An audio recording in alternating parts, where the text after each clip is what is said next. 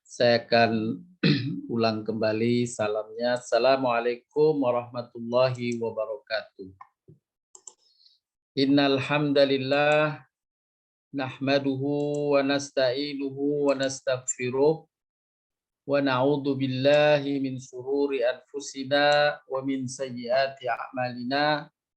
Man yahdihillahu fala mudhillalah wa man yudlilhu fala hadiyalah. Asyhadu an la ilaha illallah wahdahu la syarika lah wa asyhadu anna Muhammadan abduhu wa rasuluh. Allahumma salli wa sallim ala nabiyyina Muhammadin wa ala alihi wa sahbihi ajmain, amma ba'du.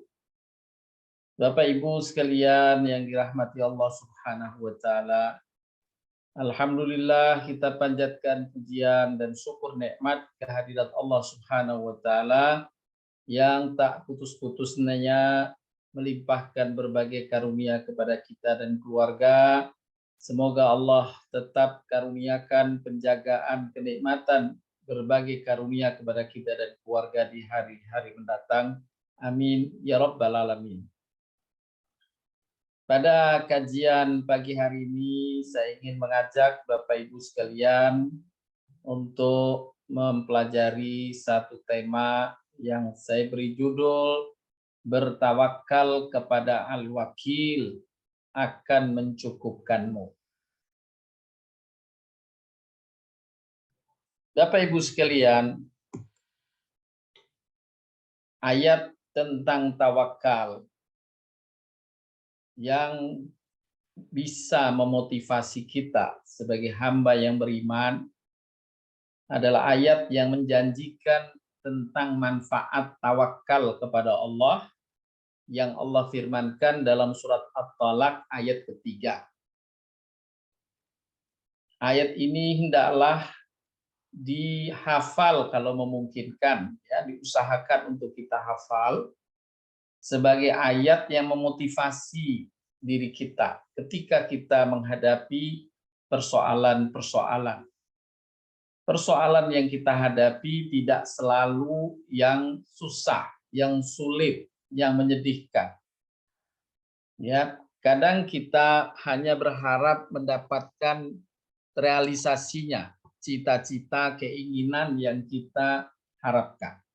Maka hendaklah setiap apa yang kita inginkan, kita bertawakal kepada Allah, dan dalil utama yang dapat kita pegang diantaranya adalah surat At-Talaq ayat 3 ini. Allah berfirman, A'udzubillahi minasyaitonir rajim. Wa man yatawakkal 'ala Allah fahuwa hasbuh.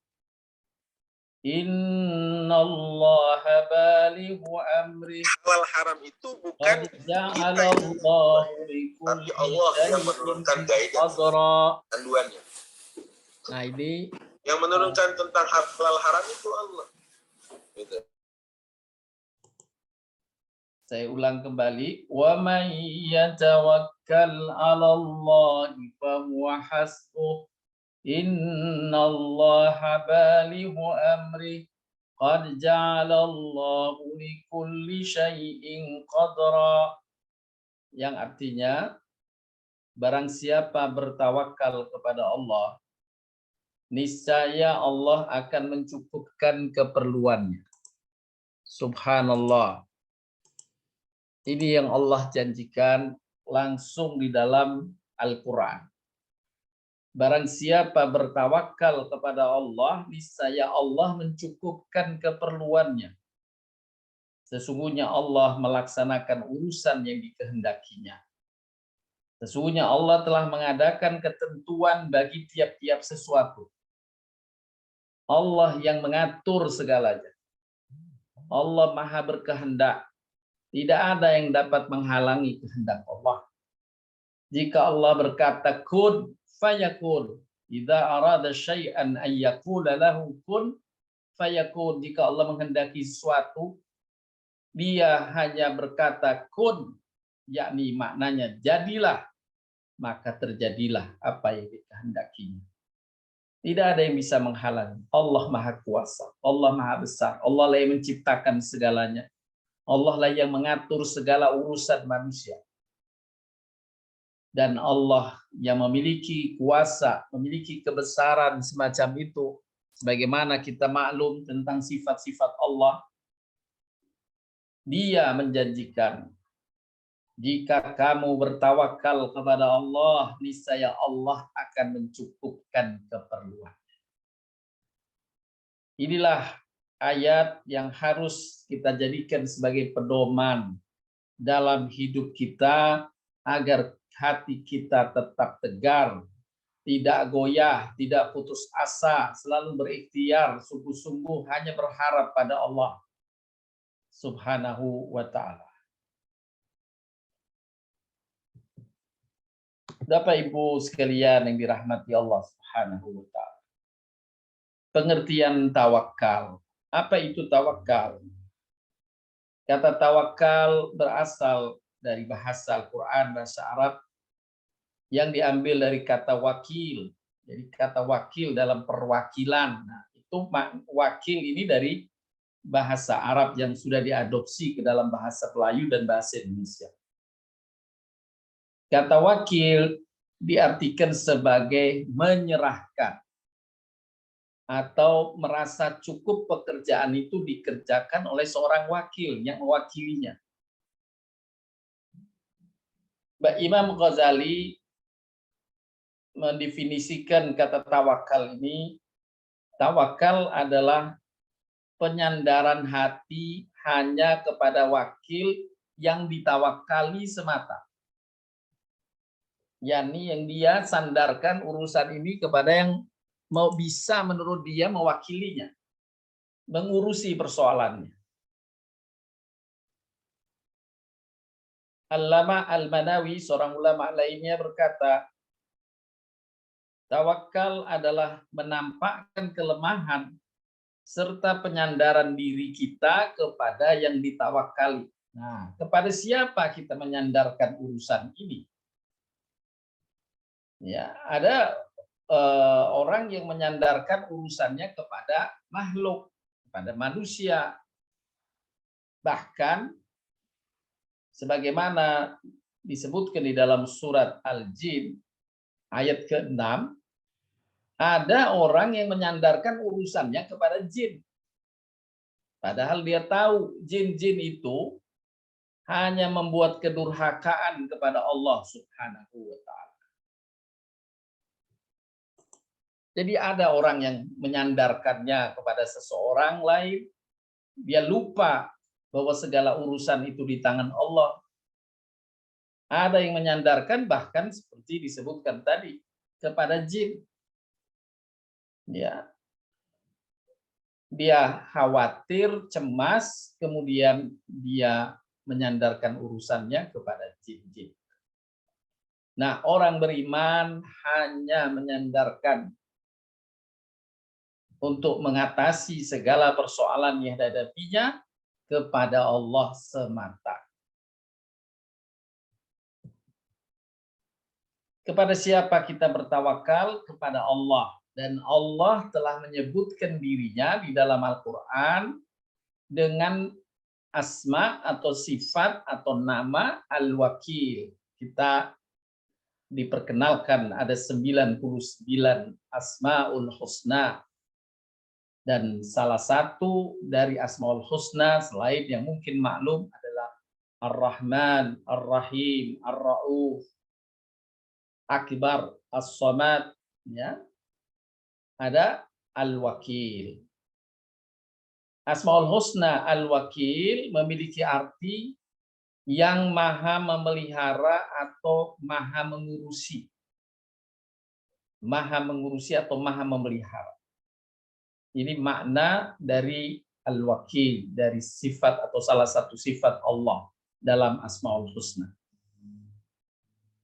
Al-Wakil, Bapak Ibu, secara sederhana diuraikan para ulama bahwa Allah merupakan satu-satunya zat yang dapat memelihara seluruh makhluknya dan mengurusi segala urusan makhluknya di dunia maupun di akhirat.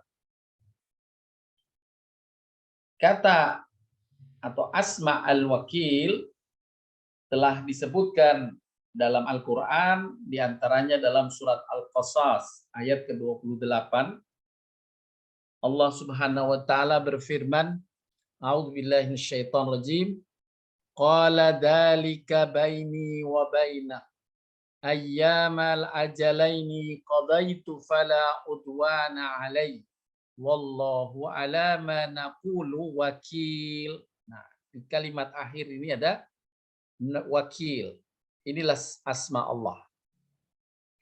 Dia Musa berkata, itu perjanjian antara aku dan engkau. Yang mana saja dari kedua waktu yang ditentukan itu aku sempurnakan. Maka tidak ada tuntutan tambahan atas diriku lagi. Allah menjadi saksi atas apa yang kita ucapkan. Ya. Allah menjadi saksi. Wallahu ala ma naqulu wakil. Allah menjadi saksi, dimaknai dalam tafsir ini menjadi saksi. Artinya yang mengurusi, ya sudah persoalan ini saya serahkan kepada Allah.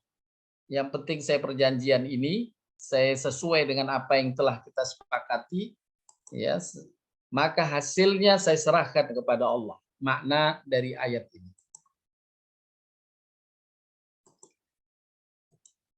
Kemudian juga kita temukan kata wakil di dalam ayat yang lain, surat Al-Imran ayat 173. Allah berfirman, A'udzubillahi minasyaitonir rajim. Alladzina qala lahumun nasu innan nasa qad jama'u lakum fakhshawhum fazadahum imana wa qalu hasbunallah wa ni'mal wakil. Yaitu ketika orang-orang yang mentaati Allah dan Rasul, yang ketika ada orang-orang mengatakan kepadanya bahwa orang-orang Quraisy telah mengumpulkan pasukan untuk menyerang kamu. Ini di masa Nabi SAW. Karena itu takutlah kepada mereka, yakni menyerahlah kepada mereka. Ternyata ucapan itu justru menambah kuat iman orang-orang bersama Nabi saat itu, para sahabat. Dan mereka menjawab, cukuplah Allah menjadi penolong kami dan dia sebaik-baik pelindung. Dialah sebaik-baik wakil, ya, yang melindungi urusan kami, karena dialah yang maha mengatur segala urusan hambanya. Menang kalah ada di tangan Allah. Ya, menang kalah, sukses, gagal ada semuanya di tangan Allah. Kemurahan rizki ada di tangan Allah. Maka kata al-wakil insya Allah menjadi sandaran kuat bagi hamba yang beriman untuk mewakilkan segala urusannya di masa depan kepada Allah Subhanahu wa Ta'ala. Bapak Ibu sekalian, para ulama mengkategorikan bahwa memiliki ketawakalan kepada Allah adalah bagian dari tanda keimanan. Bagian dari tanda keimanan. Allah Subhanahu wa Ta'ala berfirman dalam surat Al-Maidah ayat ke-23, dan bertawakallah kamu hanya kepada Allah jika kamu orang-orang beriman. Bertawakallah kamu hanya kepada Allah jika kamu orang-orang beriman. Jadi ditetapkan di sini, jika kamu beriman maka bertawakallah.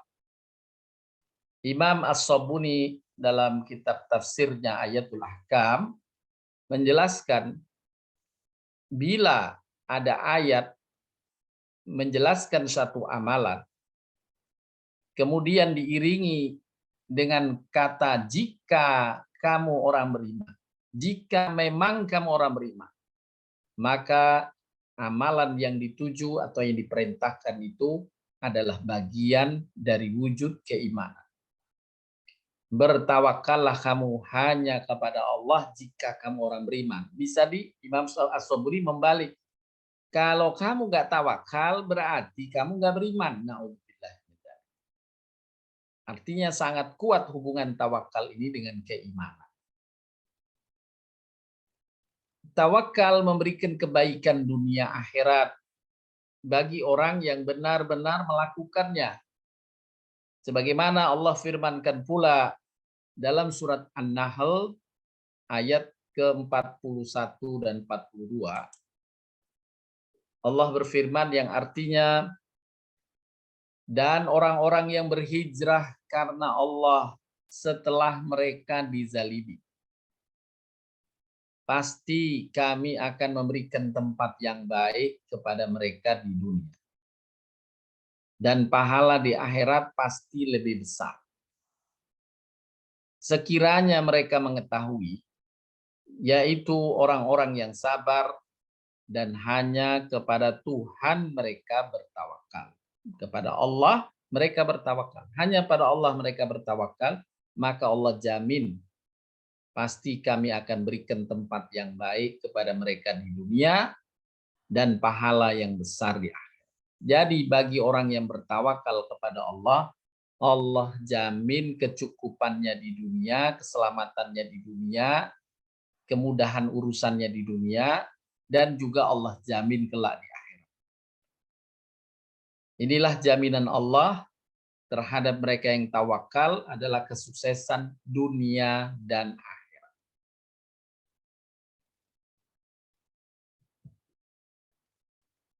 Tawakal juga bermanfaat dalam menjaga dan melindungi diri dari gangguan syaitan.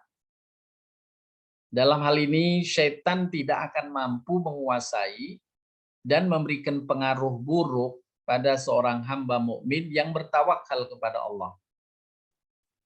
Di dalam surat An-Nahl ayat 90, Allah Subhanahu wa taala berfirman yang artinya, sungguh setan tidak akan berpengaruh terhadap orang yang beriman dan bertawakal kepada Tuhan, kepada Allah. Allah yang menjaminkan. Sungguh dengan penekanan taukid, ya. Sungguh setan tidak akan berpengaruh terhadap orang yang beriman dan bertawakal kepada Allah. Oleh karenanya Nabi Shallallahu Alaihi Wasallam menyuruh kita ketika keluar rumah untuk membaca doa yang doa tersebut berisi ketawakalan kepada Allah. Bismillahi tawakkaltu 'alallah la haula wala quwwata illa billah. Bismillahi tawakkaltu 'alallah la haula wala quwwata illa billah. Di dalam hadis Imam Muslim disebutkan, apabila seorang hamba mukmin keluar dari rumahnya dan membaca doa Bismillahi tawakkaltu 'alallah la haula wala quwwata illa billah, maka syaitan berkata kepada teman-teman, bagaimana mungkin kita mengganggunya? Dia sedang dicukupkan oleh Allah. Dia sedang dijaga oleh Allah. Dan kita tidak bisa mendekati. Inilah manfaat dari ketawakalan kepada Allah. Dengan satu doa tadi, setan sudah nggak bisa mendekat.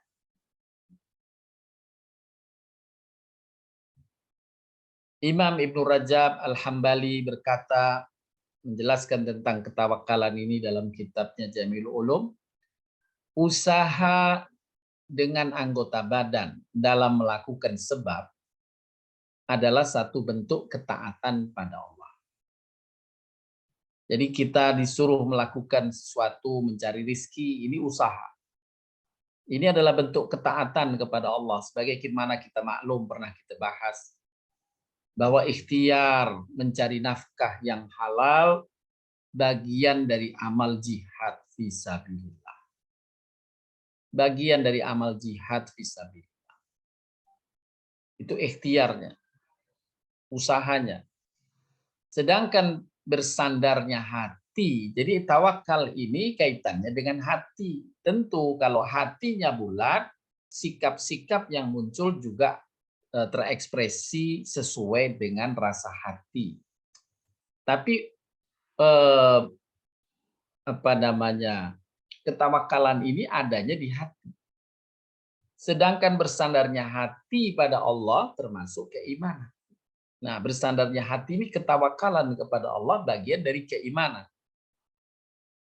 Ikhtiarnya adalah bagian dari ketaatan, memenuhi perintah Allah atau tidak.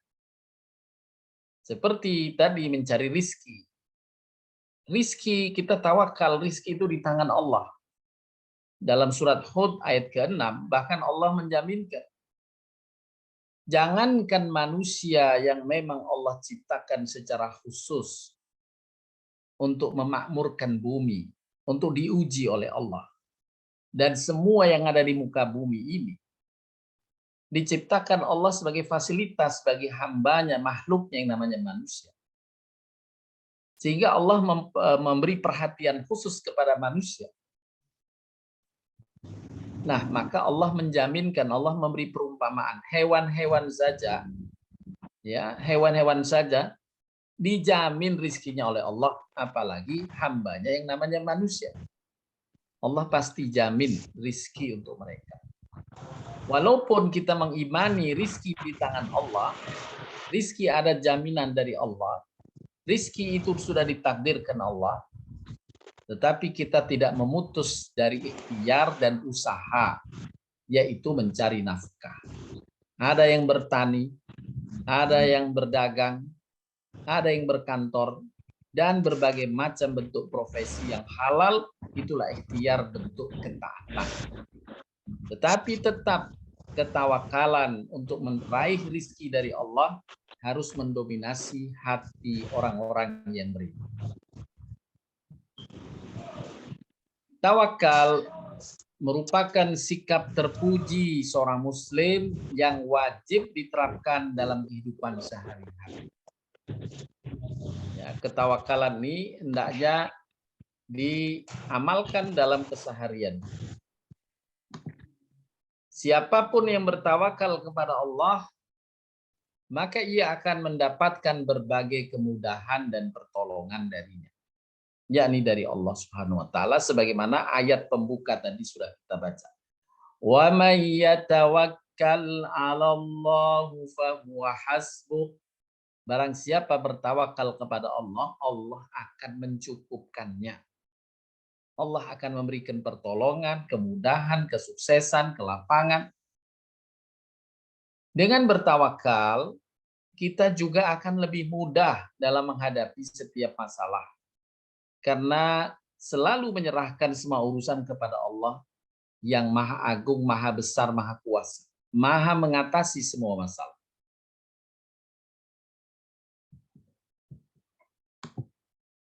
Bapak Ibu sekalian, bukankah Allah Ta'ala memiliki sifat Al-Wakil, Asma Al-Wakil, yang maha mewakili urusan hambanya ini. Apapun dari urusan hamba, bila diserahkan kepada Allah, Allah yang akan mengatasi. Wa ufawwidu amri ilallah, innallaha basirum bil ibad. Itu doa Nabi Musa alaihissalam. Wa ufawwidu amri ilallah. Aku sandarkan urusanku kepada Allah. Wa ufawwidu amri ilallah, innallaha basirum bil ibad. Sesungguhnya Allah Maha melihat hamba-hamba. Maha melihat kelemahan hamba. Maha melihat keadaan hamba. Maha melihat kesusahan hamba. Allah Maha memperhatikan hambanya itu. Dan inilah yang dijadikan wasilah oleh Nabi Musa ketika ia berdoa untuk mendapatkan perlindungan dari Allah dari kejaran Firaun. Wa ufawwidu amri ilallah, innallaha basirum bil ibad. Doa ini Bapak Ibu hendaknya juga dihafal, dibaca. Ini doa Nabi Musa yang diabadikan dalam Al-Quran, dalam surat Al-Mu'min, surat Mu'min atau surat Ghafir, ya, surat ke-40 ayat ke-44. Wa ufawwidu amri ilallah. Aku serahkan urusanku kepada Allah. Yani makna lainnya, aku tawakal kepada Allah. Ya, aku wakilkan urusanku ini, ketakutanku, kegelisahanku, kekhawatiranku, serahkan kepada Allah. Allah Maha mengatasi segala masalah. Maka ketika Nabi Musa menyandarkan kepada Allah dalam keadaan terdesak, dalam saat itu dikejar Firaun dengan pasukan yang sangat kuat, Allah kemudian memberikan pertolongan, meminta kepada Nabi Musa untuk memukulkan tongkatnya di Laut Merah. Saat setelah dipukulkan, terbelahlah Laut Merah. Nabi Musa kemudian diperintah untuk berjalan di dasar laut itu bersama kaumnya. Sampainya sudah di tepi, di seberang, Fir'aun pun dengan pasukannya mengejar. Ketika ia berada di tengah-tengah dasar laut, Allah pun mengembalikan air laut itu kembali. Dan tenggelamlah Fir'aun bersama pasukan. Dengan doa Nabi Musa, wa ufawwidu amri ilallah, innallaha basirum bil ibad. Bukankah Allah Ta'ala berfirman dalam surat Al-Baqarah 186, wa idza sa'alaka ibadi anni fa inni qarib ujibu da'watad da'i idza da'ani falyastajibu li wal yu'minu bi la'allahum yarsudun. Dan apabila hambaku bertanya kepadamu tentang aku, maka jawablah bahwasanya aku dekat. Aku mengabulkan permohonan orang yang berdoa apabila ia berdoa kepadaku. Inilah yang Allah kabarkan kepada kita. Apabila hambaku bertanya kepadamu tentang aku, Allah, maka jawablah Allah itu dekat, Allah itu qarib, dan Allah itu mengawasi hamba, melihat hambanya, menyaksikan hambanya. Apalagi kepada hamba yang beriman, Allah itu mengingatnya. Dalam hadis, siapa yang mengingat Allah saat sendirian, Allah mengingatnya dalam dirinya. Ketika hamba mengingat Allah bersama orang-orang lain, maka Allah mengingatnya, menyebutnya di hadapan para malaikat. Kemudian dalam hadis yang lain, kita insya Allah telah mendapatkannya. Barang siapa yang ingat Allah dalam keadaan lapang, maka Allah akan mengingatnya saat hamba itu susah.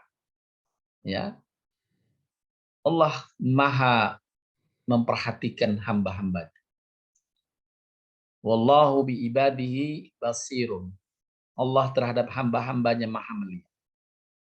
Dan apa yang dikeluhkan hamba, apalagi dia mukmin, pasti Allah mendengarkan.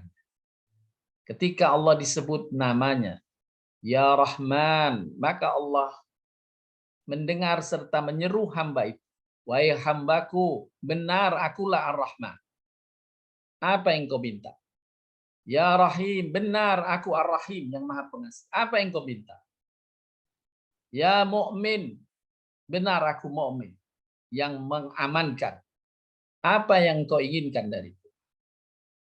Jadi ketika seorang hamba menyuruh Allah dengan asma-asmanya, Allah tampil menanggapi seruan itu dengan sifat yang disebut.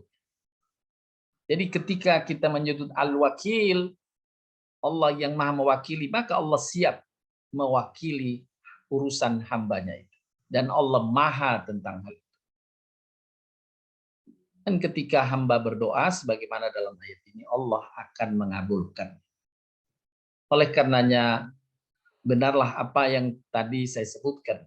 Doa Nabi Musa alaihissalam ketika dia dalam kegelisahan, dalam keadaan terdesak, seolah-olah sudah tidak mungkin lagi dia selamat. Dia menyandarkan urusan ini kepada Allah. Wa ufawwidu amri ilallah, innallaha basirun bil ibad. Aku serahkan urusanku kepada Allah. Dan Allah Maha mengetahui keadaan hamba-hamba. Bapak Ibu sekalian yang dirahmati Allah SWT. Sungguh hanya Allah lah yang Maha tahu atas setiap kebutuhan hambanya dibanding dengan diri kita sendiri.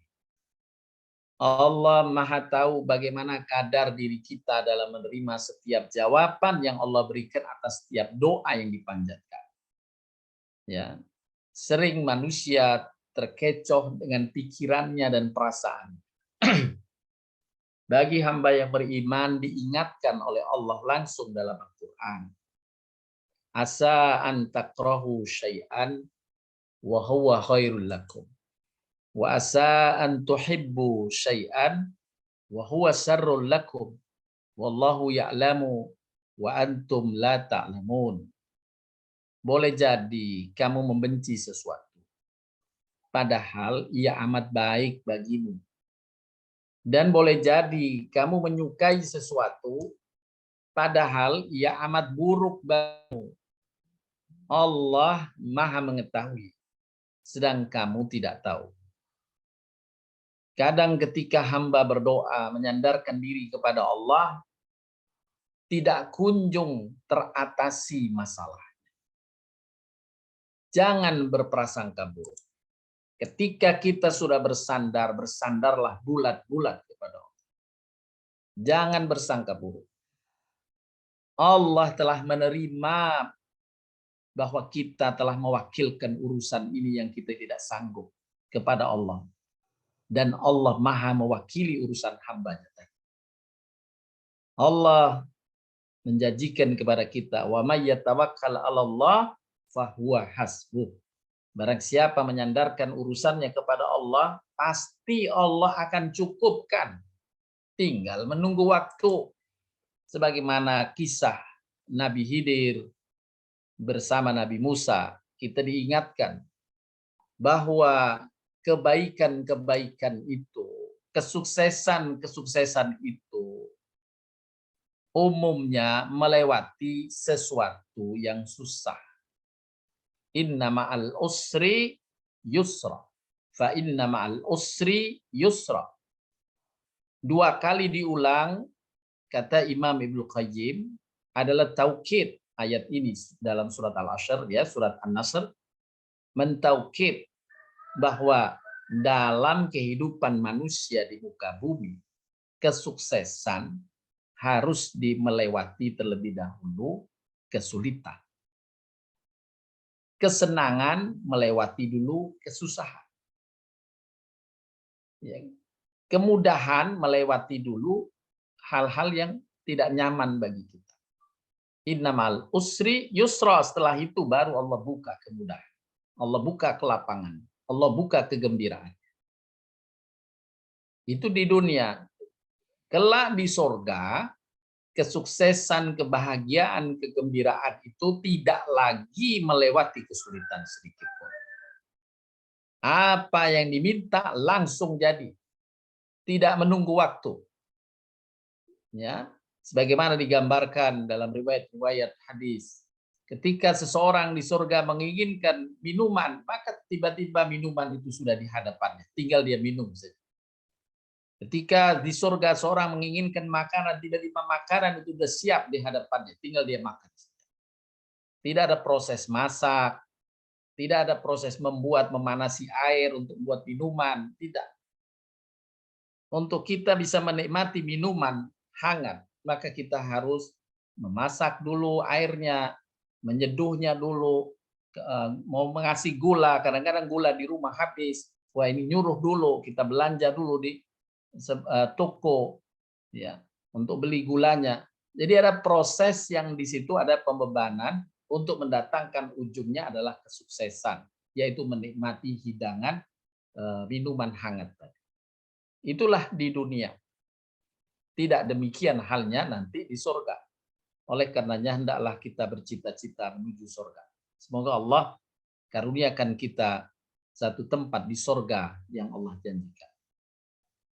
Di dunia, sebagaimana Allah firmankan dalam surat Al-Baqarah ini, boleh jadi kamu tidak menyukai sesuatu, padahal ia amat baik bagimu. Di antara yang berkaitan dengan ketawakalan, kita sudah tawakal. Banyak orang yang merasa saya sudah tawakal, sudah serahkan pada Allah, tapi kok nggak datang-datang kecukupan dari Allah, pertolongan dari Allah. Di dunia ini berjalan sesuai waktu. Sesuai waktu. Kita diajarkan bagaimana perjalanan Nabi Yusuf alaihissalam dalam surat Yusuf. Ya, diawali dengan mimpi Nabi Yusuf. Yang mimpinya itu adalah wahyu yang menjelaskan bahwa ujung Nabi Yusuf ini menjadi raja yang sukses. Padahal Nabi Yusuf saat itu masih berumur remaja, masih bahkan anak-anak menurut riwayat yang lain. Ada yang menyebut 7 tahun, ada yang menyebut 12 tahun. Kemudian Nabi Yusuf kecil ini dalam perjalanannya mengalami kesulitan. Dimasukkan ke dalam sumur yang dalam di tengah padang pasir. Kemudian Nabi Yusuf bertawakal kepada Allah. Dan wujud tawakalnya Nabi Yusuf itu ketika didatangi oleh malaikat Jibril alaihissalam yang menyamar di dalam sumur, yang menyeru Nabi Yusuf saat itu, apakah aku akan bisa menolongmu? Nabi Yusuf berkata, aku hanya memohon pertolongan kepada Allah subhanahu wa ta'ala. Nah, itu ketawakalan Nabi Yusuf sejak kecil yang telah diajarkan oleh ayahnya Nabi Yakub. Jadi sekali lagi Bapak Ibu, bahwa apabila kita bertawakal kepada Allah, pasti Allah akan menyelesaikan urusan kita. Hanya perlu menunggu waktu. Tidak mak celingkrik kata orang Jogja. Tidak tiba-tiba, tidak ujuk-ujuk kata orang Jawa. Ada waktu dan mungkin menunggu waktu ini kadang manusia tidak sabar. Bayangkan Nabi Yakub untuk merealisasikan mimpi putranya Yusuf tentang kebenaran mimpi putranya bahwa Yusuf anak yang dicintainya akan menjadi raja yang sukses. Dalam menunggu waktu itu, Nabi Yakub selalu menangis sampai matanya buta. Itulah kesulitan, kesusahan yang dialami Nabi Yakub. Padahal Nabi Yakub hamba yang sangat beriman kepada Allah Subhanahu wa ta'ala. Tapi mengalami tahapan babak sedih dan susah semacam itu. Tapi ujungnya baik. Boleh jadi kamu tidak menyukai sesuatu padahal ia amat baik. Boleh jadi kamu menyukai sesuatu padahal ia amat buruk bagi. Allah lebih tahu, kamu tidak tahu.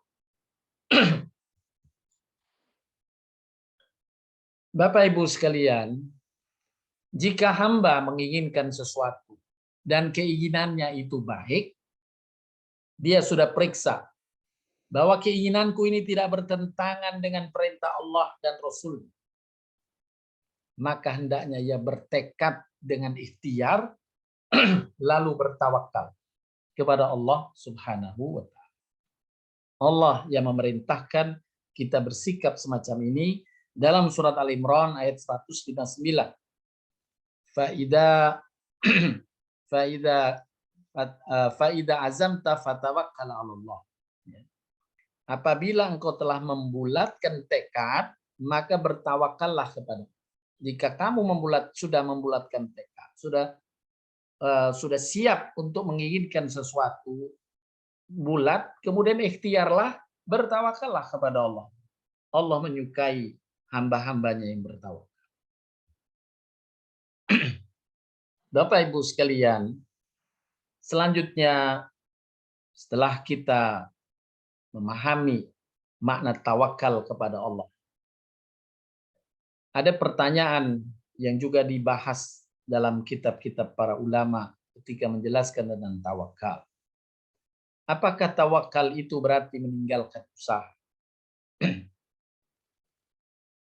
Penjelasan dari Al-Quran maupun hadis Nabi SAW menegaskan bahwa tawakal tidak berarti meninggalkan usaha.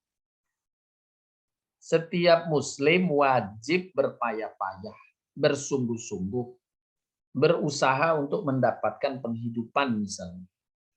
Hanya saja ia tidak boleh menyandarkan diri pada kelelahan, kerja keras dan usahanya saja. Ya, tidak boleh dia dengan berkata, oh dia memang pantas, dia lelah, dia susah, dia kerjanya keras. Memang dia pinter sih, tidak boleh. Karena Al-Quran pernah menyampaikan ketika kisah Nabi Musa menegur Korun, mengingatkan Korun bahwa kekayaan yang Allah berikan kepada Korun hendaklah disikapi dengan syukur nikmat kepada Allah dan menyisihkan sebagian. Sesungguhnya apa yang dimiliki Korun, kata Musa, adalah pemberian Allah, karunia dari Allah. Korun pun kemudian berkata, apa? Aku mendapatkan kekayaan ini karena kepintaranku. Ucapan menyandarkan semua urusan itu terselesaikan karena diri kita adalah satu bentuk kesombongan di hadapan Allah Subhanahu wa Ta'ala. Hendaklah kita menyadarkan ini karunia Allah. Ini karena Allah yang memudahkan. Inilah Allah yang membuka jalan bagi kita. Inilah rizki dari Allah Subhanahu wa Ta'ala. Semua kita sandarkan kepada Allah. Dan memang demikian hakikat. Tidak ada yang mendapatkan sesuatu karena dirinya sendiri, tapi semuanya atas pertolongan Allah, atas rahmat dan karunia Allah Subhanahu wa Ta'ala.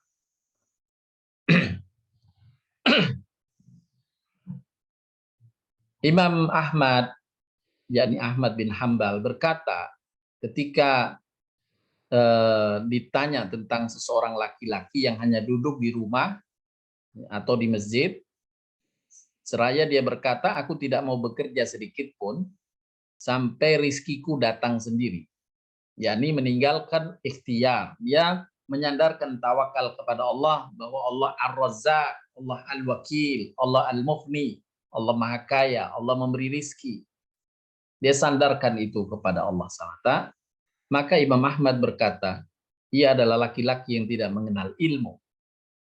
Sungguh Nabi SAW telah bersabda, sesungguhnya Allah telah menjadikan rizkiku melalui tombakku. Artinya ini ikhtiar, ya, menjelaskan tentang ikhtiar. Bagaimana rizki tombak di sini untuk memanah hewan-hewan, ya, liar, ya, di padang pasir, ya, ada hewan liar, rusa dan sebagainya, itu dipanah. Kemudian dagingnya atau setelah disembelih dan bisa dimakan. Ini rizki, tapi dengan cara ikhtiar. Ada yang ikhtiarnya berburu, ada yang ikhtiarnya bertani, ada ikhtiarnya bekerja di berjualan, ada yang ikhtiarnya di kantor dan seterusnya. Sebenarnya Allah telah menjadikan rizkiku melalui tombakku. Artinya ada ikhtiar-ikhtiar yang diperintahkan. Inilah ilmu yang telah diajarkan dalam Al-Quran maupun hadis Nabi Sallallahu Alaihi Wasallam. Dalam hadis disampaikan, sekiranya kalian bertawakal kepada Allah dengan sebenar-benarnya tawakal, niscaya Allah memberimu rizki sebagaimana yang diberikannya kepada burung-burung. Berangkat pagi-pagi dalam keadaan lapar, pulang sore dalam keadaan kenyang.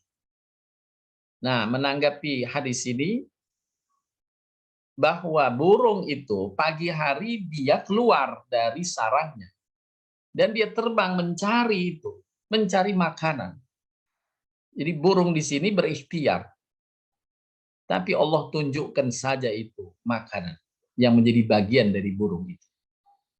Ya, mungkin ikan di permukaan sungai, di permukaan laut, dia bisa ditangkap oleh burung. Kemudian dia bawa ke sarangnya kembali. Sore hari dia sudah dapat kenyang dan bahkan bisa membawakan makanan itu kepada anak-anaknya di sarang. Subhanallah. Inilah ikhtiar burung yang oleh Nabi dijadikan perumpamaan. Dan dari apa yang disampaikan Nabi ini sangat dikenali benar oleh sahabat-sahabat Nabi. Sehingga Imam Ahmad menyatakan, para sahabat berdagang, bekerja, ya, bertani, semua menjadi teladan bagi kita. Bahwa tidak ada yang bersandar diri pada tawakal tanpa usaha dan ikhtiar.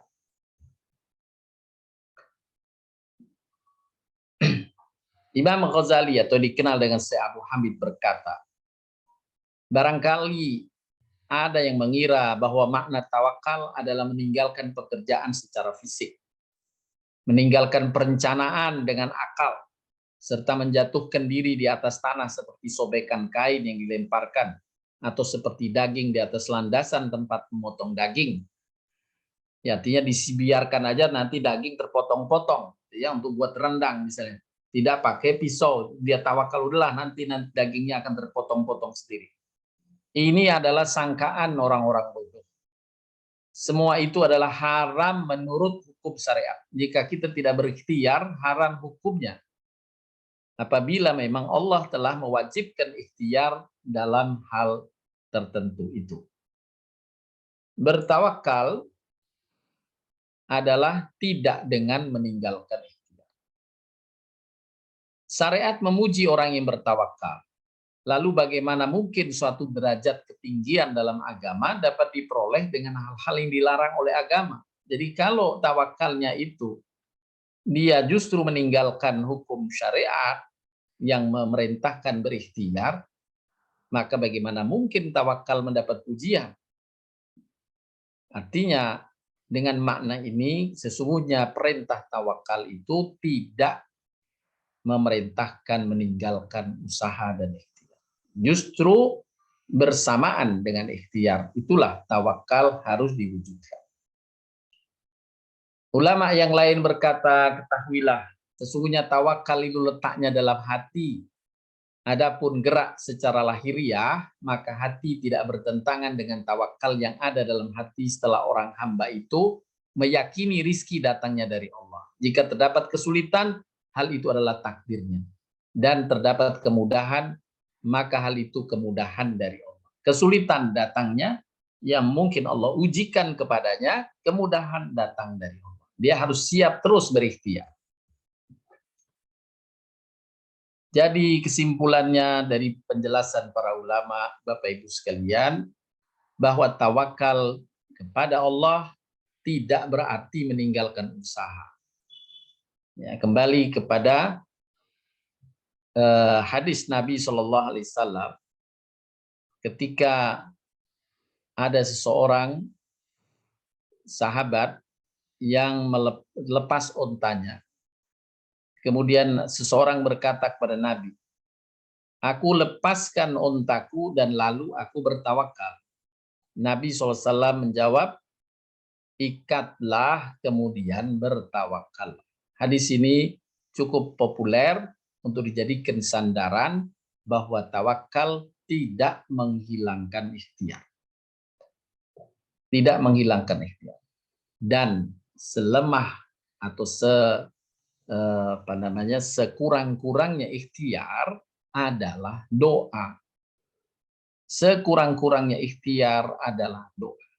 Jadi ketika ikhtiar yang kita inginkan sudah terhalang, nampaknya sudah tidak mungkin lagi berikhtiar, tetaplah berikhtiar dengan doa. Tetaplah berikhtiar dengan doa. Ini juga hal yang sama terkait dengan onta yang hilang tadi. Allah Subhanahu wa Ta'ala di dalam Al-Quran mendorong atau menjelaskan tentang ikhtiar-ikhtiar. Di antaranya dalam surat Al-Anfal ayat 60, siapkanlah untuk menghadapi mereka, yakni musuh-musuh, kekuatan apa saja yang kamu sanggupi dari kuda-kuda yang ditambat untuk berperang. Jadi ketika berperang tidak boleh orang muslim bertawakal saja. Tapi diperintahkan menyiapkan dengan kekuatan sumber daya untuk berperang tadi. Siapkan senjatanya, siapkan kekuatan badannya. Siapkanlah untuk menghadapi mereka kekuatan apa saja yang kamu sanggupi dari kuda-kuda yang ditambat untuk berperang. Nah, ini menjelaskan atau menegaskan tentang ikhtiar yang tidak boleh ditinggalkan dengan ketawakal. Dalam firman yang lain terkait dengan mencari rizki.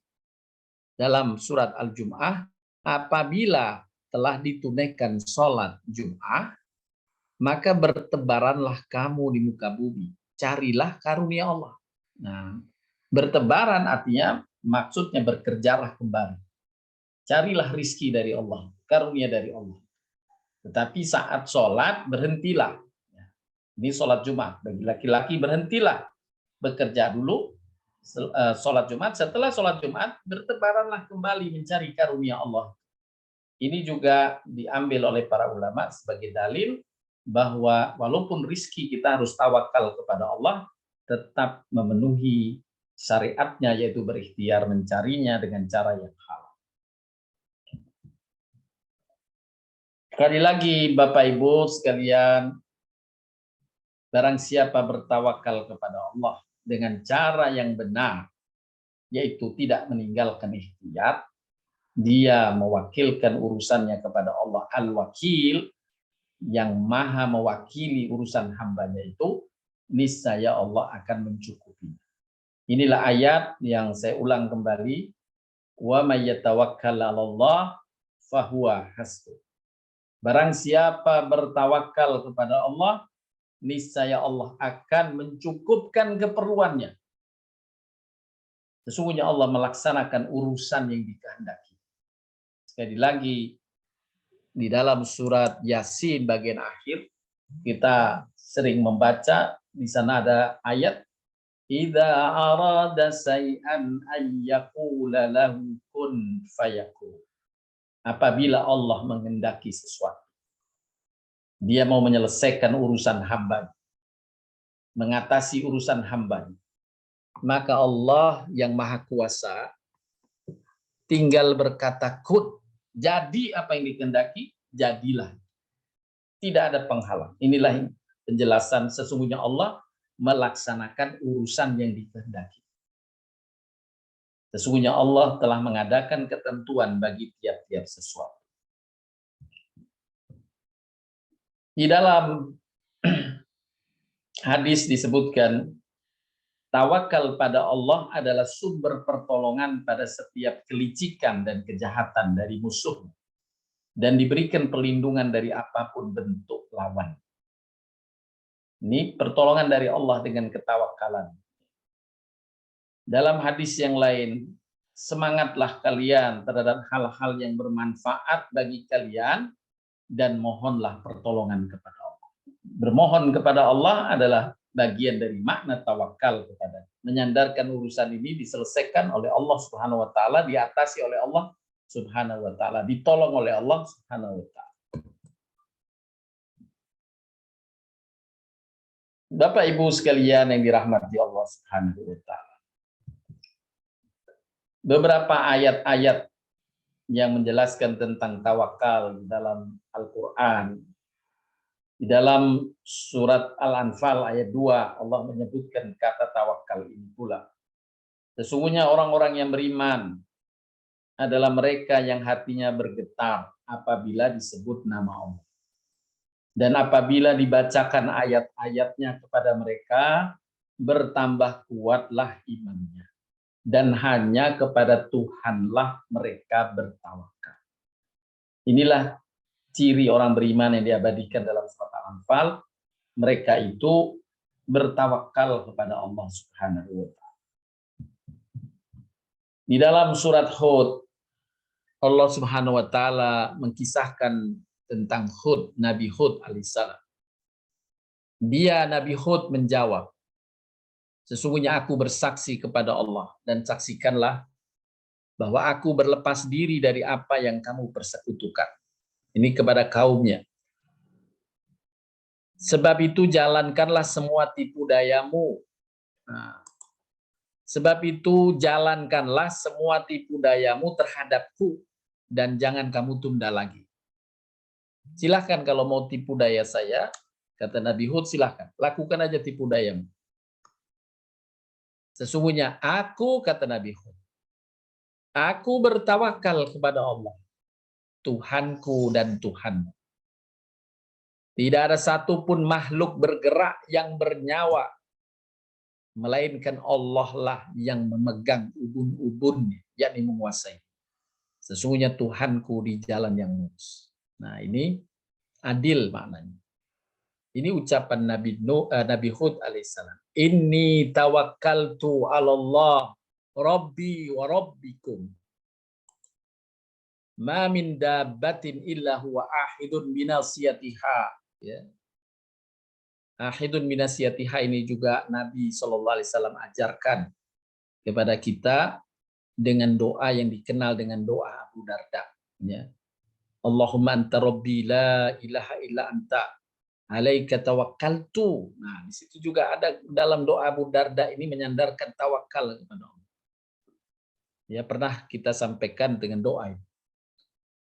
Allahumma anta rabbi la ilaha illa anta alaika tawakkaltu wa anta rabbul arsyil azim. Masya Allahu kana wa ma lam yasha lam yakun la haula wa la quwata illa billah ila aliyil azim. A'lamu anna Allah ala kulli syai'in qadir wa anna Allah qad ahata bi kulli syai'in ilma. Allahumma inni a'udzubika min syarri nafsi wa min syarri kulli dabbatin anta ahidun binasiyatiha. Anta ahidun binasiyatiha diambil dari ayat surat Hud ayat 56. Ahidun binasiyatiha, yaitu Allah lah yang memegang ubun-ubun, yakni menguasai seluruh makhluk. Kita tawakal kepada Allah dari keburukan-keburukan setiap makhluk. Baik makhluk itu manusia maupun jin ataupun makhluk-makhluk lainnya, ya, hewan, ya, virus dan sebagainya. Api, ini juga bagian dari ciptaan Allah. Kita bersandar kepada Allah, tawakal kepada Allah dari keburukan mereka. Oleh karenanya kisah Abu Darda ini disebutkan dalam riwayat hadis, ketika Abu Darda di masjid, dikabarkan oleh sahabatnya. Diberi kabar oleh sahabatnya, wahai Abu Darda, rumahmu terbakar. Ya, kemudian Abu Darda mengatakan, insya Allah bukan rumah saya. Teman yang lain datang lagi, wahai Abu Darda, itu lihat rumahmu kebakar. Insya Allah bukan rumah saya. Sampai 3 orang menyampaikan, mengingatkan Abu Darda tentang rumahnya yang terbakar. Abu Darda tetap menjawab seperti itu. Dia tetap saja tenang di dalam masjid. Maka teman-temannya ini mengangkatnya dia, mengajak, kamu lihat dulu. Nah, akhirnya Abu Darda berdiri mengikuti ajakan sahabatnya. Sampai di dekat rumah, memang ada kobaran api di dekat rumahnya. Tapi di rumahnya Abu Darda tidak terbakar sedikit pun. Hanya kebun yang terbakar. Kebun bukan milik Abu Darda. Kemudian para sahabat ini heran yang menyampaikan tadi, wahai Abu Darda, apa? Kenapa engkau begitu yakin bukan rumahmu yang terbakar? Kemudian Abu Darda menceritakan, menyampaikan, Nabi SAW telah mengajarkan kepadaku satu doa. Wahai Abu Darda, ini doa untukmu. Jika kamu baca di pagi hari, maka Allah akan lindungi kamu dari musibah, dari mara bahaya sampai sore hari. Kalau engkau baca doa ini sore hari, Allah akan lindungi kamu, jaga kamu sampai pagi hari. Dan doanya seperti tadi saya bacakan. Allahumma anta rabbi. La ilaha illa anta. Alaika tawakkaltu wa anta rabbul arsyil azim. Masya Allahu kana wa ma lam yasha lam yakun. La hawla wa la quwata illa billahil aliyil azim. A'lamu anna allaha ala kulli syai'in qadir. Wa anna allaha qad ahata bi kulli syai'in ilma. Allahumma inni a'udzubika min syarri nafsi wa min syarri kulli dabbatin anta ahidun binasiyatiha. Inna rabbi ala siratim mustaqim. Hendaklah Bapak Ibu amalkan doa itu setiap hari. Ya, baca sesudah sholat, paling tidak sesudah sholat subuh dan sesudah sholat maghrib. Karena dikaitkan dengan hadis tadi, siapa yang membaca pagi hari, Allah lindungi dia di pagi hari itu sepanjang hari. Kalau dibaca di malam hari, dia lindungi sepanjang malam. Inilah ketawakalan yang juga dibaca oleh Nabi Hud alaihissalam yang diabadikan dalam surat Hud. Sesungguhnya aku bertawakal kepada Allah, kata Nabi Hud alaihissalam. Dalam ayat yang lain, masih surat Hud ayat 123, Allah berfirman, walillahi ghaibus samawat wal ardi wa ilahi yurja'ul amru kulluhu fa'budhu wa tawakkal alaihi wa ma rabbuka bighafilin amma ta'mal. Dan milik Allah lah seluruh rahasia langit dan bumi. Dan kepadanya lah segala urusan dikembalikan. Maka sembahlah Allah dan bertawakallah kepadanya. Dan Tuhanmu tidak pernah lengah dari apa yang kamu kerjakan. Bertawakal kepada Allah. Allah akan menolong semua urusan hamba dan mencukupkan semua urusan hamba. Ini ayat yang tadi kita ulang kembali. Barang siapa bertawakal kepada Allah, Allah akan mencukupkan keperluan. Bapak Ibu sahabat sekalian yang dirahmati Allah SWT. Imam Ibnu Rajab mengatakan, tawakal adalah bersandarnya hati dengan sebenarnya kepada Allah dalam memperoleh kemaslahatan dan menolak bahaya. Baik urusan itu urusan dunia maupun urusan akhirat secara keseluruhan. Ibnu Hajar berkata, tawakal yaitu memalingkan pandangan dari berbagai sebab setelah sebab disiapkan. Setelah diikhtiarkan, ya sudah disiapkan ikhtiarnya sungguh-sungguh, baru menyerahkan kepada penyebab utama, yakni Allah Subhanahu wa Ta'ala. Dialah asbab, sebab dari segala sebab. Ya. Allah lah yang menentukan segala.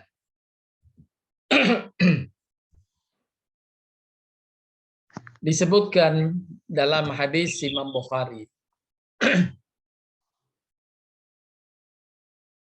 tentang kisah Nabi Ibrahim yang diceritakan oleh Nabi SAW kepada sahabat Ibnu Abbas, bahwa ketika Nabi Ibrahim alaihissalam dilemparkan di tengah api yang membara untuk dibakar oleh Namrud, Nabi Ibrahim itu berzikir dengan kalimat hasbunallah wa ni'mal wakil, hasbunallah wa ni'mal wakil, hasbunallah wa ni'mal wakil. Nah, ini Nabi Ibrahim baca ini berulang, yakni yang artinya cukuplah Allah menjadi penolong kami dan Allah adalah sebaik-baik pelindung. Al-Wakil, ya tadi sudah kita bahas.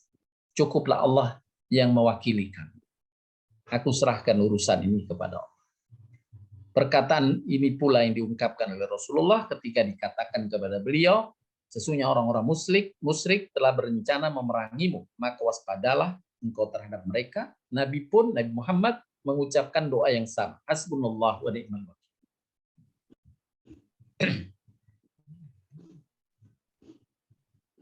Dalam beberapa ayat Allah SWT mengingatkan kita tentang ketawakalan, wa may yatawakkal 'alallahi fa huwa hasbuh, dalam surat At-Talaq tadi, dalam surat Al-Imran, fa idza azamta fatawakkal 'alallah innallaha yuhibbul mutawakkilin. Ya, apabila telah membulatkan tekad, hendaklah kalian bertawakal. Sesungguhnya Allah mencintai, menyukai orang yang bertawakal kepadanya.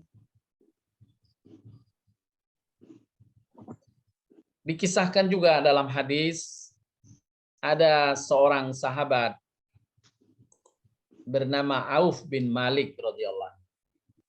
Dia datang kepada Rasulullah sallallahu alaihi wasallam, kemudian menyampaikan berita bahwa anaknya sedang ditawan sekelompok kaum. Anak kecil ditawan sekelompok kaum. Sesungguhnya anakku telah ditawan oleh sekelompok kaum. Maka Rasulullah sallallahu alaihi wasallam bersabda, memberi nasihat kepada sahabatnya Auf bin Malik, bacalah la haula wala quwata illa billah. Ya, ini juga bagian dari doa ketawakalan. La haula wala quwata illa billah. Tidak ada daya dan kekuatan kecuali kepada Allah.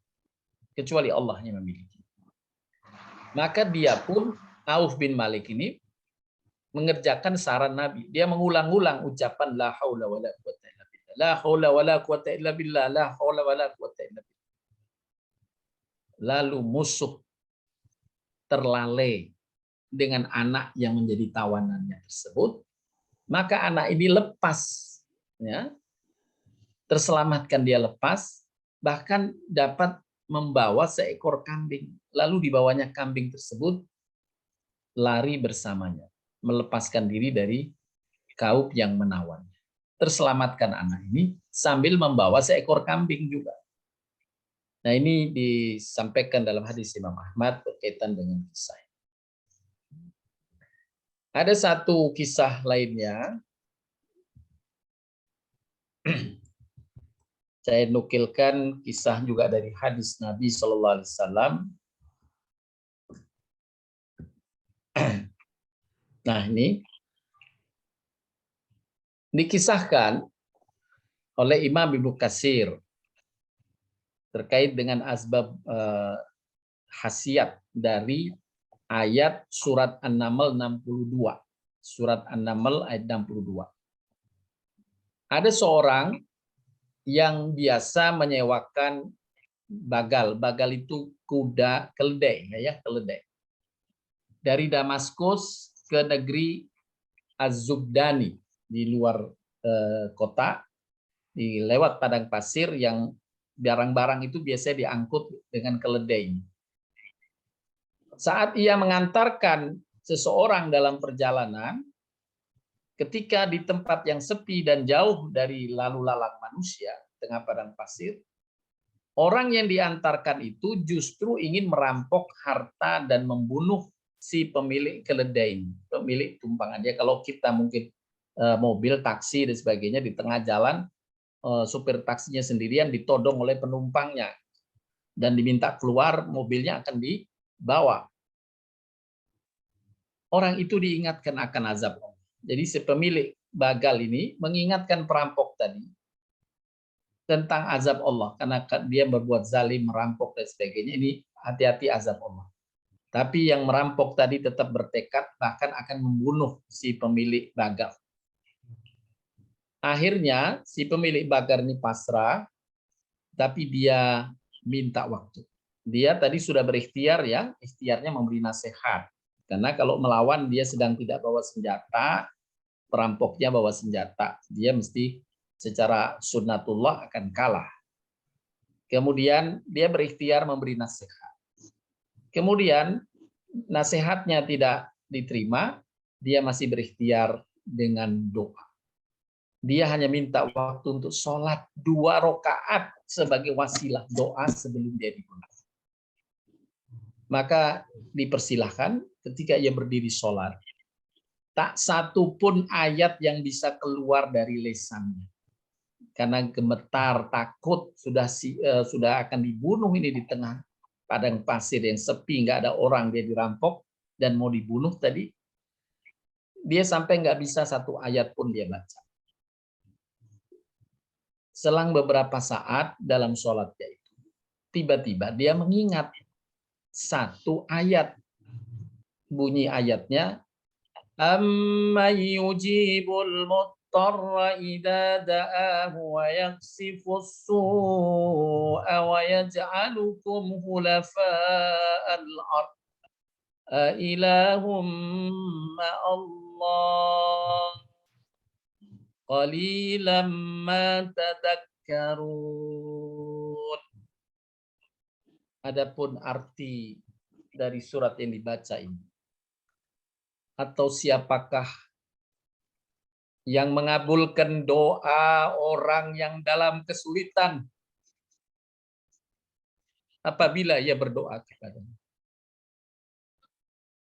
dan yang menghilangkan kesusahan, dan yang menjadikan kamu manusia sebagai khalifah di muka bumi. Apakah di samping Allah ada Tuhan yang lain?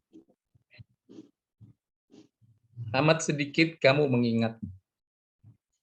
Siapa yang mengabulkan doa orang yang dalam kesulitan apabila ia berdoa kepadanya dan menghilangkan kesusahan, dan yang menjadikan kamu sebagai khalifah di bumi? Apakah di samping Allah ada Tuhan yang lain? Ailahum ma'allah.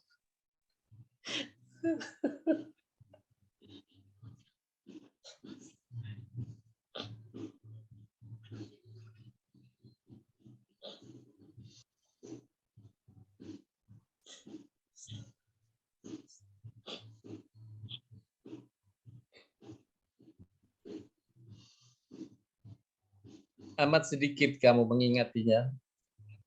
Lalu kembali Bapak Ibu, dia orang yang sholat tadi ini, yang kemudian membaca ayat amma yujibul muttarra idza da'ah wa yaksifus su'a wa yaj'alukum khulafa'al ard a ilahu ma'allah qalilan ma tadhakkarun. Dia melihat tiba-tiba datang seorang menunggang kuda sambil membawa tombak, mendatangi dia dengan cepat. Setelah dekat, orang ini langsung menombak si perampok hingga mati. Kemudian orang yang sholat tadi, yang memiliki bagal tadi bertanya, siapa kamu? Orang itu menjawab, aku adalah utusan Zat yang mengabulkan doa orang yang kesulitan. Aku adalah utusan Zat yang mengabulkan doa orang yang sedang kesulitan. Bapak Ibu sekalian, bertawakallah kepada Allah Subhanahu wa taala dalam segala urusan. Allah telah berjanji menjanjikan kita dalam surat At-Talaq yang di awal tadi saya bacakan. Wa may yatawakkal 'alallah fahuwa hasbuh. Barang siapa bertawakal kepada Allah, pasti Allah mencukupkannya. Dan kisah-kisah dalam sejarah kenabian, dalam kisah para sahabat, telah dikisahkan bagaimana manjurnya ketawakalan ini dalam menyelesaikan persoalan-persoalan kehidupan kita. Demikian yang dapat disampaikan, mudah-mudahan bermanfaat. Untuk selanjutnya dipersilahkan yang ingin mendiskusikan dan bertanya. Jazakallah Pak Ustadz. Bu Lili, silahkan Bu Lili. Ya, ada pertanyaan dari Bu Mia. Silakan Bu Mia. Terima kasih Bu Lili. Assalamualaikum warahmatullahi wabarakatuh Pak Ustadz. Waalaikumsalam warahmatullahi wabarakatuh. Semoga Pak Ustadz dan seluruh tim Thayyibatora dan kita semua selalu mendapat limpahan rahmat dan berkah dari Allah Subhanahu wa taala. Amin amin ya rabbal alamin. Pertanyaannya ada dua Pak Ustadz. Yang pertama, sehubungan dengan tawakal, kalau di dalam bahasa Indonesia kan ada kata pasrah. Apakah tawakal itu bisa kita konotasikan dengan pasrah? Itu yang pertama. Kemudian yang kedua, kadang kan sering kali saya mendapati misalnya kalimat-kalimat bahwa kita mengharapkan wajah Allah gitu. Jadi misalnya kita melakukan sesuatu, kita mengharapkan wajah Allah. Nah, misalnya kita meniatkan segala sesuatu, misalnya kebaikan, kita melakukan satu kebaikan, niat kita adalah mendapat ridho Allah. Apakah itu juga berarti ridho, kalau kita mendapat ridho Allah, kita nanti berkesempatan menatap wajah Allah di yaumil akhirat? Sekian Pak Ustadz. Jazakallahu khairan katsiran. Baik, waalaikumsalam. Terima kasih sama-sama. Yang pertama berkaitan dengan kata pasrah. Kata pasrah itu bisa dimaknai sesuai dengan ketawakalan. Nanti ketawakalan yang benar bisa juga menjadi salah, ya maknanya kalau konotasinya itu kalau dalam bahasa Jawa rimo, dalam pengertian melepaskan dari ikhtiar.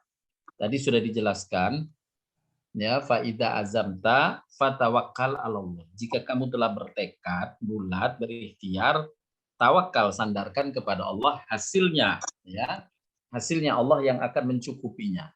Jadi tidak boleh meninggalkan dari ikhtiarnya, ya. Ini pernah, karena orang yang menyerahkan kepada ketawakalan atau pasrah tanpa ikhtiar itu bisa dia masuk ke dalam Jabariyah, ya, seperti pokoknya ya saya semuanya ini sudah ditakdirkan Allah, saya pasrah kok, mana Allah.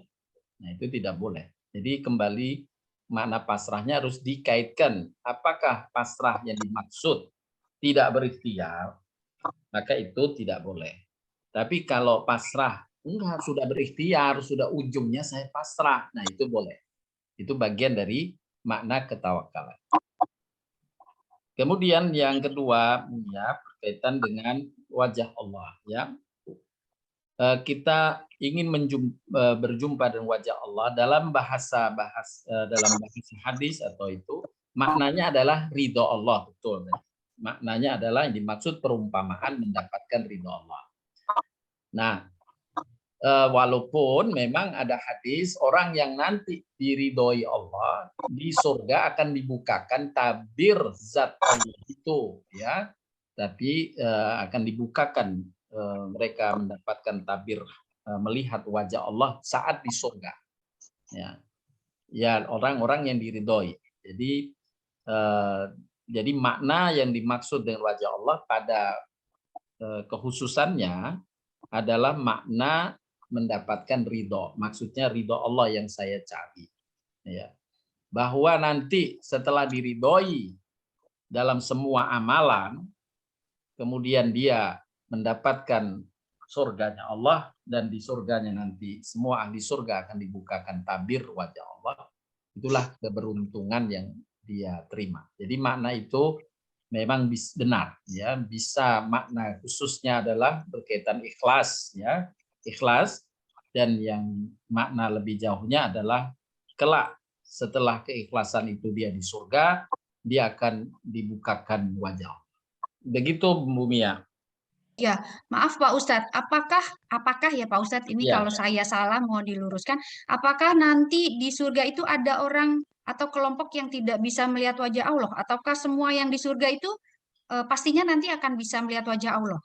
Ya, yang di surga semua dapat ridho Pasti Allah. bisa. Pasti. Oh. Ya. Meskipun misalnya kita di dunia melakukan satu amalan, kita tidak meniatkan untuk melihat wajah Allah, hanya misalnya mencari ridho Allah, itu sudah cukup ya Pak Ustadz? Cukup. Jadi tadi secara khusus Iya. makna mencari wajah Allah itu Adalah ridho. maknanya adalah ridho Allah yang dicari. Ya, ini baik. ikhlas maknanya. Ya, baik Pak Ustadz paham. Ya. Jazakumullah khairan kasiran Pak Ustadz. Makasih Mbak Lili. Silahkan yang lain.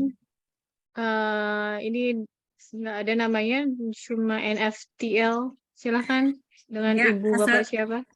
Assalamualaikum warahmatullahi wabarakatuh. Waalaikumsalam. Waalaikumsalam. Ibu-ibu, bapak-bapak sekalian.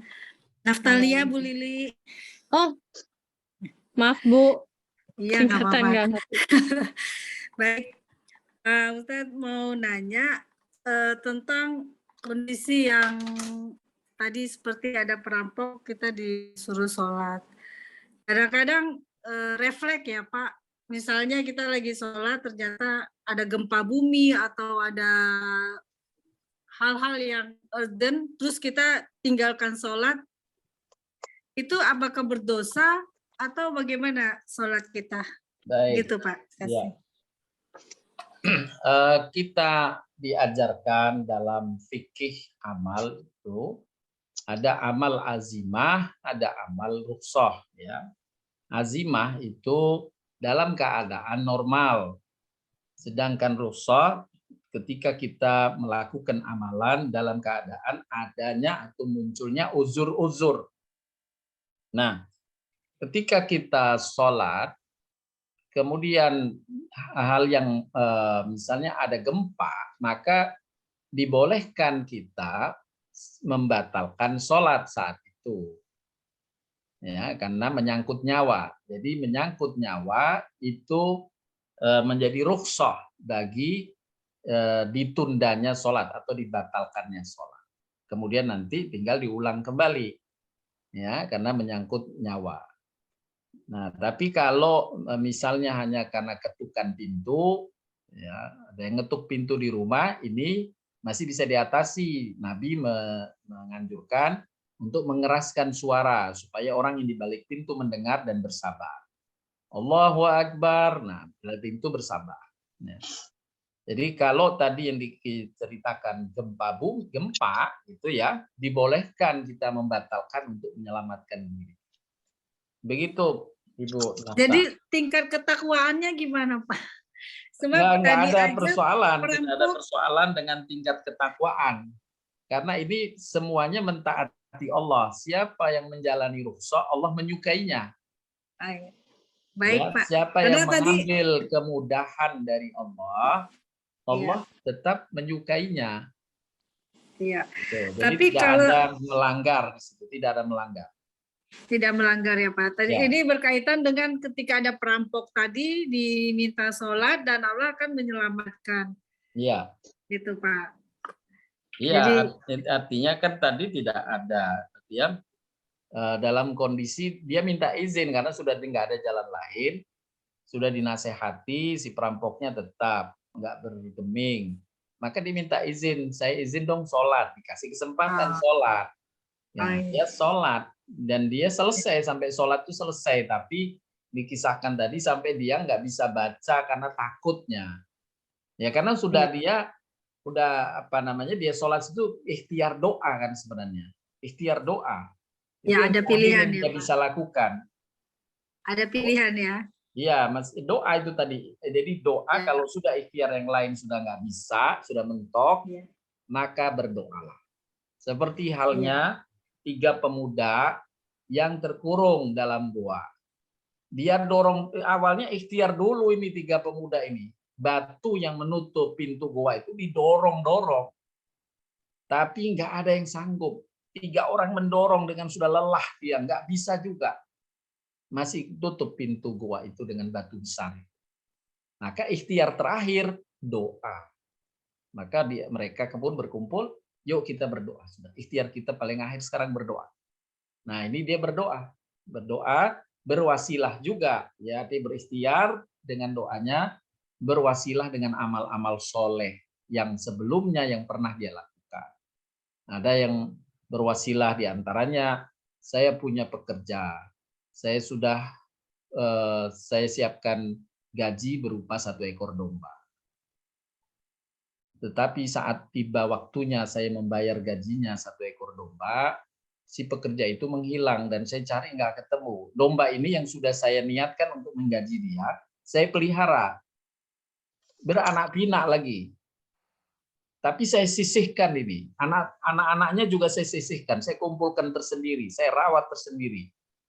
Satu hari benar ternyata saya berjumpa dengannya, saya kembalikan semua hewan yang saya pelihara itu beserta induknya dan anak-anaknya. Ini hak kamu.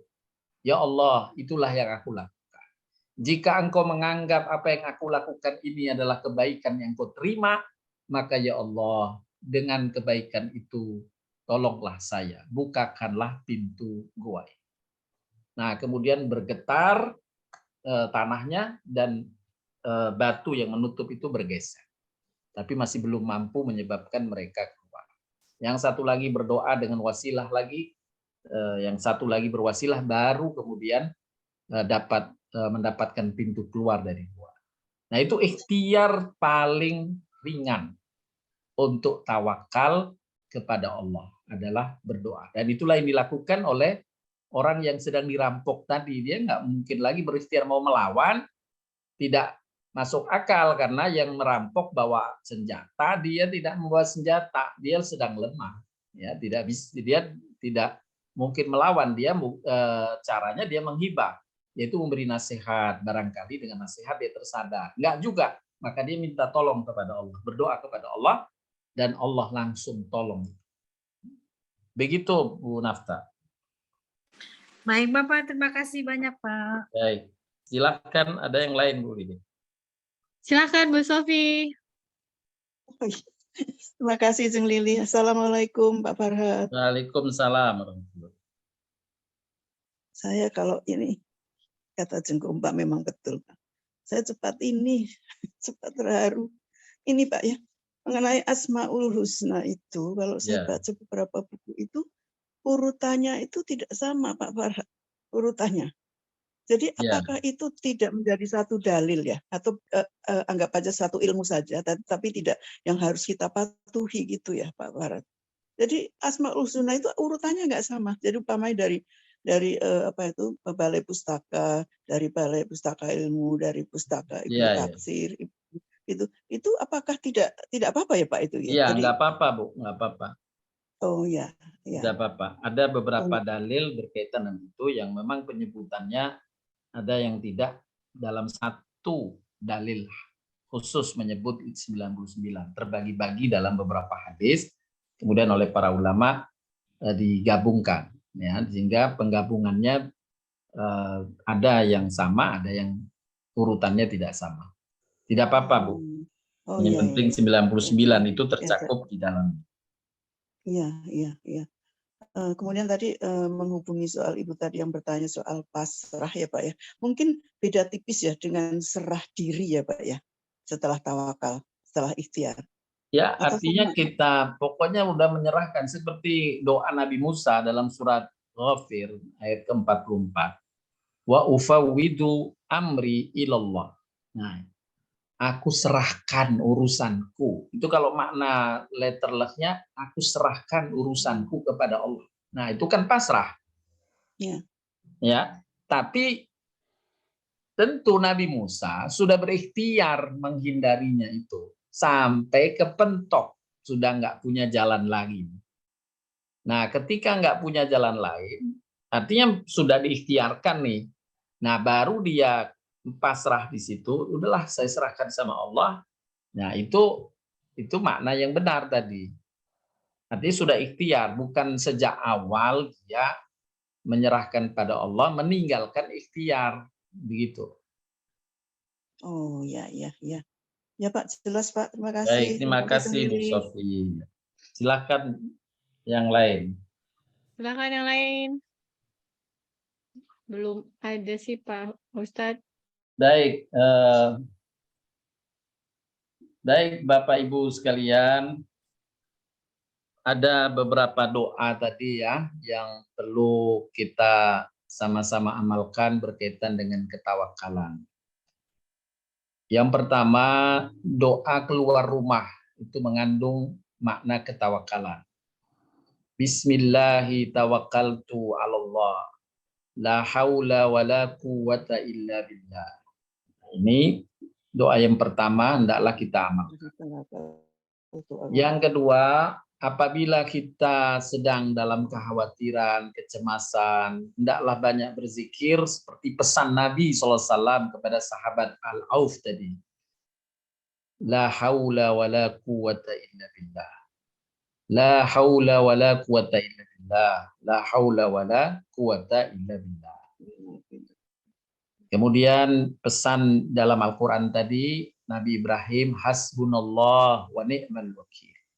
Hasbunallah wa ni'mal wakil. Boleh dilengkapi sesuai dalam hadis Nabi, hasbunallah ni'mal wakil, ni'mal maula wa ni'man nasir. Hasbunallah wa ni'mal wakil, ni'mal maula wa ni'man nasir. Ya. Kemudian juga yang terakhir doa Abu Darda untuk mendapatkan perlindungan dan di dalamnya juga mengandung ketawakalan kepada Allah. Doa tadi yang sudah saya bacakan insya Allah masih di dalam ingatan Bapak Ibu sekalian. Demikian yang bisa disampaikan, mudah-mudahan bermanfaat bagi saya dan bagi Bapak Ibu sekalian. Mari kita kuatkan ketawakalan kita kepada Al-Wakil. Niscaya Allah mudah-mudahan mencukupkan segala urusan kita. Amin. Ya Rabbal Alamin.